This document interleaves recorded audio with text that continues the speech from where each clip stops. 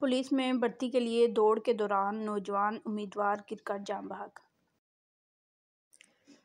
Karachi police میں بھرتی کے لیے دوڑ کے دوران نوجوان امیدوار عبدالمجید گر کر جاں بحق ہو گیا۔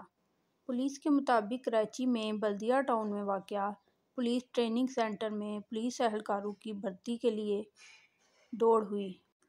پاکستان ٹیسٹنگ سروس کی رپورٹ کے مطابق 23 سالہ عبدالمجید محکمہ پولیس سندھ میں پولیس کانسٹیبل بھرتی ہونے کے لیے اتوار کی صبح 8 بجے پولیس ٹریننگ سینٹر سعیدآباد پہنچا تھا۔ عبدالمجید کو بھرتی کی دوڑ کے لیے 8:30 بجے کا ٹائم دیا گیا تھا۔ لیاقت آباد کا رہائشی عبدالمجید دوڑ کے دوران مبینہ طور پر گر کر بے ہوش ہو گیا، جسے مقامی طور پر طبی امداد دی گئی، مگر اس دوران ہی وہ انتقال کر گیا۔